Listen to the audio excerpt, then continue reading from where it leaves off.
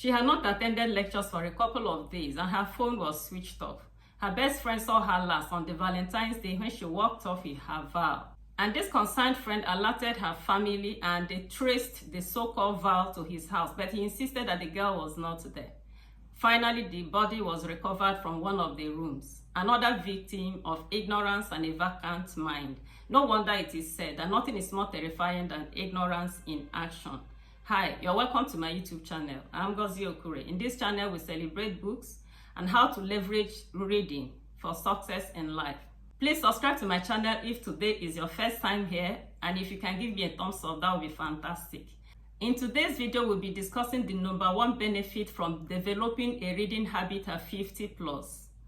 And we had earlier identified some of the benefits that people in this age demography usually enjoy. We say at 50, some people are nearing retirement while some other people are already retired. And because they have a lot of time in their hands, we say that developing a reading habit is a beautiful way to get their minds engaged.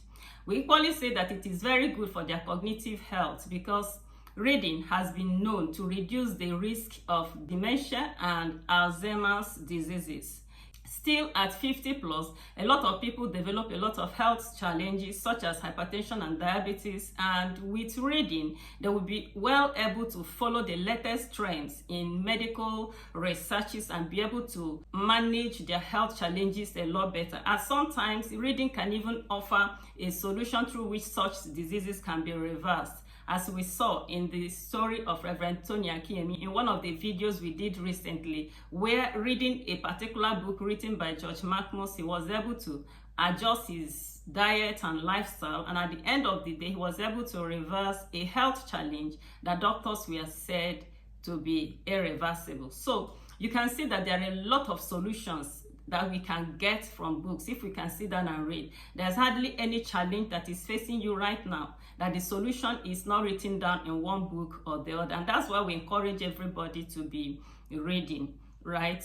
Now, having said that, the #1 benefit that goes to people who develop a reading habit at 50+ is that of mentorship. Yes, when people have a reading habit at 50+, they are in a position to mentor the younger generation. It was Professor Achebe that said that each time you open a book, you learn something new. So reading consistently offers this demography an opportunity to know a lot of things, okay? So they can proffer solutions to the people in their immediate families or people in the communities where they live or in the society at large. One of such solutions they proffer is to encourage young people to begin to read. Yes, they encourage because they have read books firsthand and they know the benefits that come from reading books. They're in a position to encourage young people to read books. Because you see, in any society where people are not reading, where young people are not reading, a lot of things go wrong. Let me refer you back to the story I told at the beginning of the video. Now, when young people do not know how to create wealth, they think that wealth creation is a mystery that only witch doctors can unravel. And that's why we hear about all manner of heinous things being done by young people in a bid to get money in the society. And at the end of the day, they cause a lot of pain to families, and they themselves end up most times behind the bars for an entire lifetime. That is so sad, right?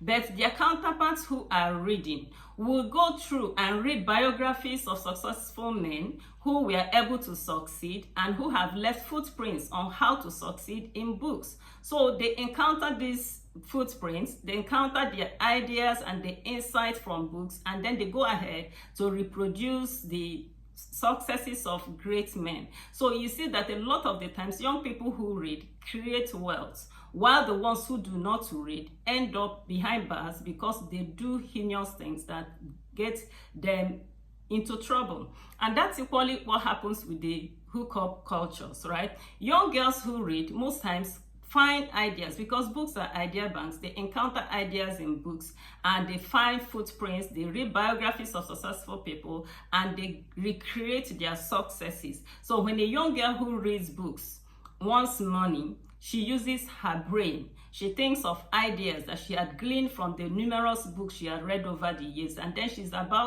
able to create wealth. But for the ones who are not reading anything, what do? The ones who read nothing, who end up using all their time to watch home videos and some fantasies, when they need money, what do?